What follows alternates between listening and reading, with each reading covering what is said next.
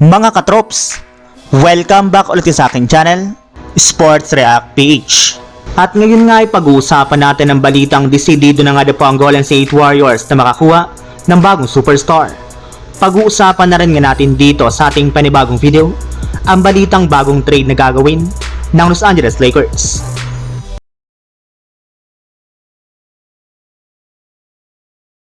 Ilang araw lamang nga po mga katrops bago sumapit ang trade deadline ay maraming mga teams na nga po nakapagsagawa ng mga malalaking trade para mapalakas ang kanilang lineup.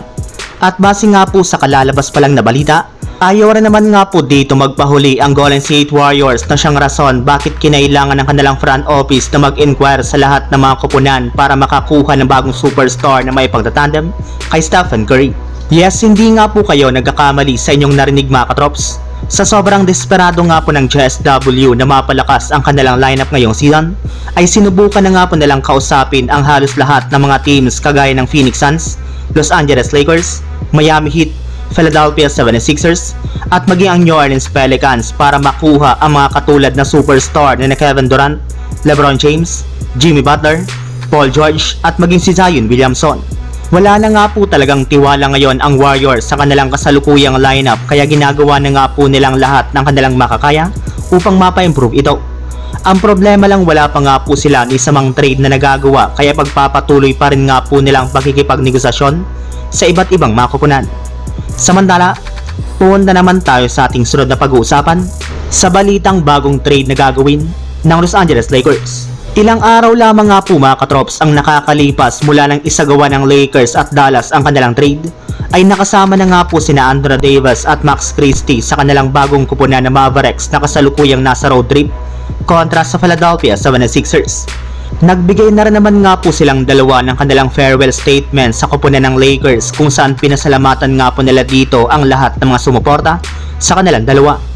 Pinangako rin naman nga po ni Max Christie at Anthony Davis na gagawin nga po nilang lahat ng kanilang makakaya upang manalo at makakuha ng kampiyonato. At kasabay nga po mga katrops ng pagkawala ni Anthony Davis sa Lakers, ay binabalakan na nga po ng kanilang team na kumuha ng bagong sentro na tutulong kina Luka Doncic at LeBron James. Yes, kung meron man nga pong isang piyesa na kailangang kunin ngayon ng Lakers, ito nga po ay walang iba kundi isang bagong big man na magpapalakas sa kanilang frontcourt. At isa nga po sa mga pinakamalapit na trade na maaari nga po nilang gawin ngayon ay ang pagkuha kay Miles Turner mula sa Indiana Pacers.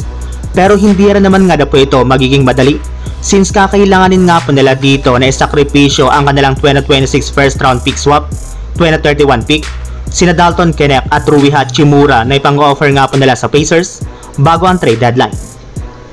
So yun lang mga katrops, ang handog kong story ngayong araw. Sana nag-enjoy kayo, please like and subscribe my YouTube channel, Sports React PH, para sa iba pang story at update patungkol sa NBA. Kita-kits muli sa ating susunod na video.